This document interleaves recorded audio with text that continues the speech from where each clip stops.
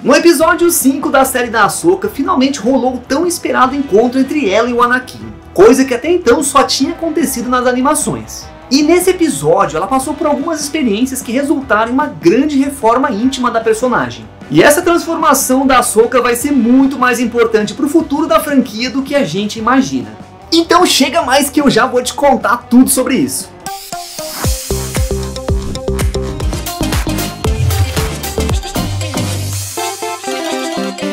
E aí, meus queridos nerds, tudo beleza com vocês? Eu sou o Edu Parieri e é um grande prazer ter a sua presença em mais um vídeo aqui do canal. Mano, o episódio 5 da série da Ahsoka provou ser um dos mais incríveis até agora, ainda mais porque ele canonizou o encontro dela com Anakin Skywalker, né? Que não é ninguém mais, ninguém menos do que o cara que ensinou as artes da força pra ela. Lá no finalzinho do episódio 4, ela acabou sendo jogada no mar durante a luta dela contra o Baylan Skoll. Quando ela acorda, a gente percebe que de alguma forma ela foi parar lá no mundo entre mundos, onde ela se encontra com o fantasma da força do Anakin. Galera, só para explicar aqui de forma rápida para quem talvez ainda não conheça, o mundo entre mundos é um plano místico dentro da força que serve como uma coleção de portas e caminhos que existem entre o tempo e o espaço, ligando todos os momentos no tempo. E para ligar você ao canal, basta você usar a força aí para pegar o seu sabre de luz e acertar o botão do like e de se inscrever no canal para ajudar a fortalecer o meu trabalho aqui. Cara, com um pouquinho da sua força eu tenho certeza que eu posso realizar o meu grande sonho aqui. Te agradeço de coração e vamos continuar. Bom, durante a conversa deles, o Anakin fala que ele tá lá para completar o treinamento dela e que nunca é tarde para aprender alguma coisa. A partir daí, eles começam a lutar e a Ahsoka é transportada de volta ao passado dela em algumas batalhas da Guerra dos Clones e do Cerco de Mandalore. Então ela começa uma jornada emocional se questionando não apenas sobre a própria identidade, mas também sobre o motivo dela estar viva. E durante a conversa, fica claro que ela não quer ser só uma máquina de lutar, e que ela acha que tem que haver mais coisas na vida além disso.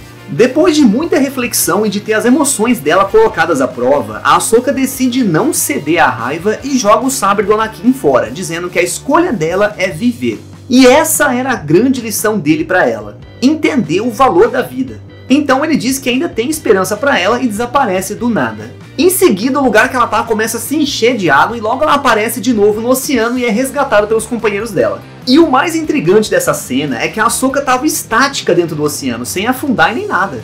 E quando ela acorda no dia seguinte, dá pra perceber que alguma coisa mudou dentro dela. E o primeiro indício que a gente tem disso é a mudança na roupa. Até então ela vinha usando o preto e desde a aparição dela lá na série do Mandaloriano, nós vimos uma Ahsoka mais séria, focada e um tanto quanto ressentida do passado.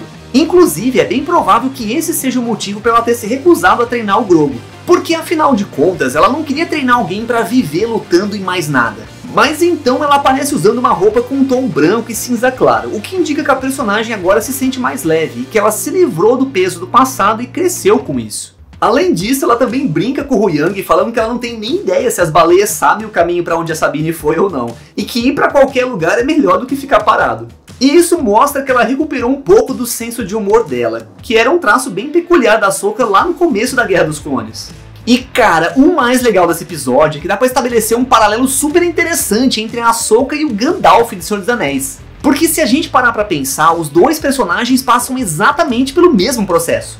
O Balrog é um grande desafio que faz com que o Gandalf passe por uma experiência de vida ou morte e que resulta em um grande crescimento interior dele. E depois ele retorna como Gandalf o Branco, trazendo com ele uma luz de esperança para guiar os seus companheiros à vitória. E o Anakin é como se fosse o Balrog da Ahsoka. Ao mesmo tempo em que ela amava e respeitava muito ele também se tornou uma das maiores frustrações dela após a queda dele para o lado negro da força. E no fim, ela também precisava superar os sentimentos que ela tinha em relação a ele para conseguir alcançar uma nova versão de si mesma. E assim como o Gandalf, ela faz um retorno milagroso e logo traz uma luz de esperança para conseguir chegar até a Sabine. Edu, mas por que a evolução da Ahsoka é tão importante assim, hein? Cara, apesar da Ahsoka não se considerar uma Jedi, ela ainda pode ser uma peça central na ascensão da próxima geração de Jedi na galáxia. Ela poderia muito bem ser uma espécie de mentora para uma nova ordem de heróis que vai combater os males da galáxia enquanto ela fica lá mais de longe assim, só observando o crescimento deles. E é exatamente aí que pode estar o futuro da personagem, galera, porque tendo em vista a época em que a série se passa dentro da cronologia da franquia, faz sentido que ela agora esteja, nesse papel de assumir a luta e tal. Mas a gente sabe que um pouco mais pra frente disso vem a época em que surge a Rey e tudo o que acontece nos episódios 7, 8 e 9. Então é óbvio que esse protagonismo dela como heroína não vai durar muito. Mas, por outro lado, a gente também ainda não sabe qual vai ser o futuro da personagem depois da série, se ela vai estar viva ou não, e por aí vai. Só que é aí que tá o pulo do gato. E isso porque a Disney tem uma chance de ouro com a Ahsoka. Já foi anunciado lá na Star Wars Celebration desse ano que eles pretendem fazer novos filmes com a Rey. E tudo que se sabe sobre eles até agora é que a história vai se passar 15 anos após o episódio 9, e nesses filmes a Rey vai estar restaurando a Ordem Jedi. Então, caso a Disney deixe a Ahsoka viva no final da série, ela poderia se encontrar com a Rey e junto com ela assumir esse papel de treinar uma nova geração. Até porque ela já meio que assumiu essa responsabilidade quando ela aceitou a Sabine como padawan dela. Mas com certeza podem ter vários outros personagens que são sensíveis à força e que precisam de treinamento. A própria série da Ahsoka já mostrou que o Jacen, filho da Hera, tem uma conexão com a força e poderia ser treinado por ela. E isso sem contar o próprio Ezra, que não é nenhum mestre Jedi e poderia muito bem ter alguém para continuar o treinamento dele no lugar do Kanan. Então a Ahsoka poderia preparar esses personagens para lutar contra o Almirante Thrawn, tendo em vista que também foi confirmado que o Dave Filoni vai produzir um filme adaptando a história dos livros de Star Wars Herdeiro do Império.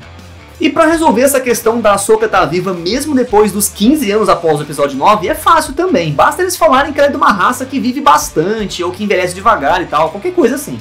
E mesmo que ela apareça lá toda velha, caquética, ela quase no pó da gaita, eu ainda acho que ela poderia enriquecer muito a história, transmitindo vários conhecimentos ali e ensinamentos para Rey. Bom, seja como for, a única certeza que a gente tem é que as ações da Ahsoka com certeza vão influenciar tudo que vai acontecer na franquia nos próximos anos aí.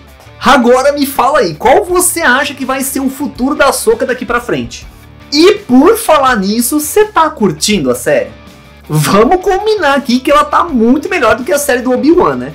E ó, só pra te lembrar aí, já liga o seu sabre de luz, acerta o botão do like e de se inscrever no canal pra me dar aquela força pra elevar o canal, beleza? Foi muito da hora ter a sua companhia até aqui. Eu espero que você tenha uma semana show de bola e aproveita pra curtir bastante seu fim de semana. Um grande abraço e eu te espero pra gente curtir juntos no próximo vídeo. Valeu!